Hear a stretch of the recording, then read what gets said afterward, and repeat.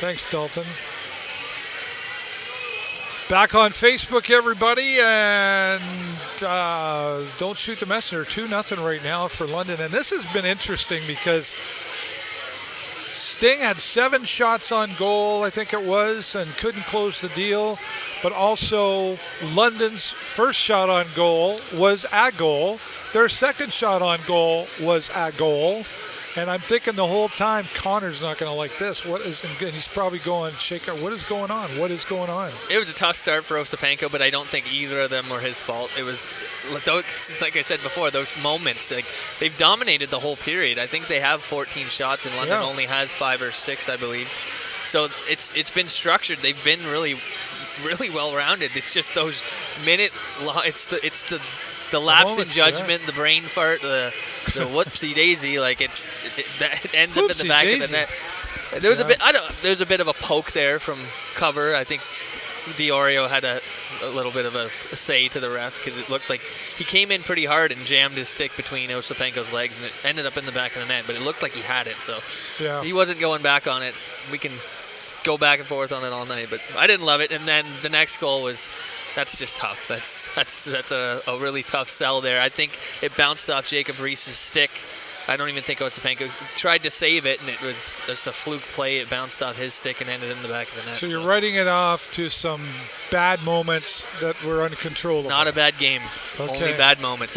90 seconds. Yeah. Some smart man told me that once. Well, things got to change around, though, coming out in the second period. If they're going to grab any of that momentum that they need going into the third period, they've got to get on the board here if they're going to get in the head of London. Yeah, keep putting it on net. If you keep going the way you're going, you're going to end up with 30 shots by the end of the second.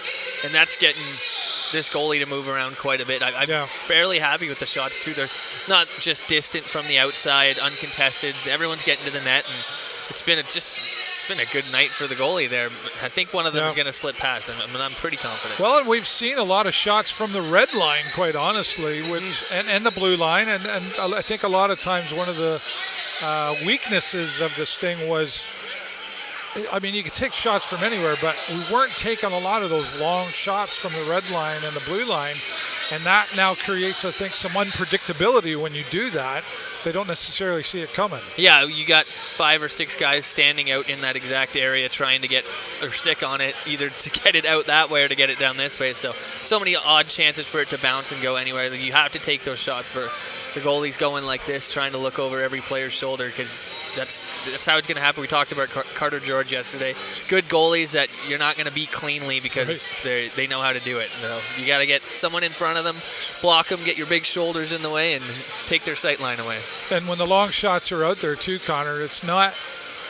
I think we seemed last year too, but even in the beginning of that, we seemed to do a lot of dump and chase, and that never really worked out for the Sting. Yeah, they never beat the defenseman into the corner for the puck, so it's not a very good strategy if you can't get to the puck first.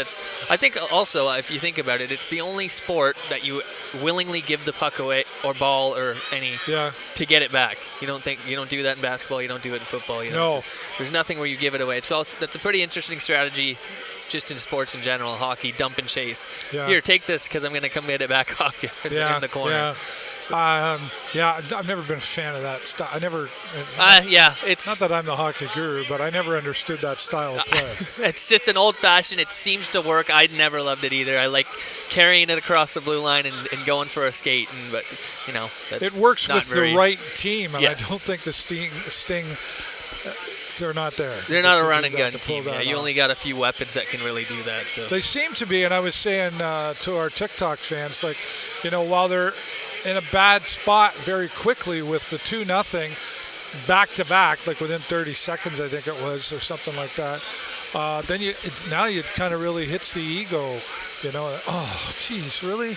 And one thing I've noticed about the Sting, they're a no quit. They do have a high work ethic, and they're no quit. They don't seem to stop when it comes to being in the corner of the ring, so to speak.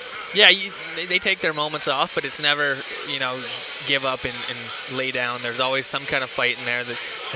I was just actually scrolling through their hockey fights page, and almost all of these guys have been in some kind of altercation, from Brenner Lamons to both the Coyne brothers. Like, everyone gets in the mix, and yeah, they don't give up for sure. It's a feisty team, and I think the message from Turcotte right now is just don't change a whole lot. Like, got to look on those goals and realize where the mistakes were and what you can do differently. But I think other than that, the whole period was pretty well done. I wouldn't tweak too much. Keep your head up. I know it hits you in the ego. Just keep going. 2 goals it's deflating, but if you look at the bigger picture, it was a pretty good period otherwise.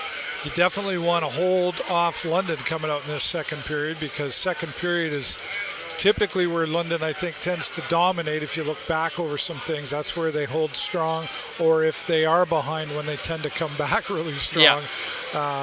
Because London's always typically been a team that when they're down knows how to fight, literally. Literally and figuratively, yeah, Right. absolutely. It's maybe might have taken a little bit easy the first 20 minutes. Like, and then they just kind of coast into a game. They seem to, feel out their opponents, and now I'm sure they're going to be coming on strong. I wouldn't expect another 4 shots from London in another 20 minutes, so you got to watch out for that. But yeah, don't tweak what you've done too much. Just watch out for how they're going to respond. Mr. Hunter is back on the bench, He coming sure back is. from the World Juniors, right, of course. And Got a good look at him. And yeah, like he's he's just a guy, you just don't know what's going on in that head of his. So I would love to be inside there. I'm sure he's bouncing off the wall. He's chewing his gum ferociously Yeah, right. I was tonight. going to say he's The jaws are working. Yeah.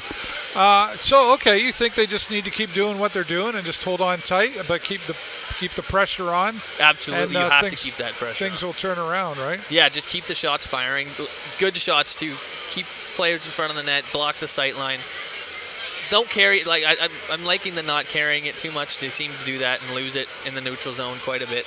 They're making good passes, tape to tape, hard passes where they're receiving it and actually breaking out, forming some kind of breakout, which is another thing that we struggled with.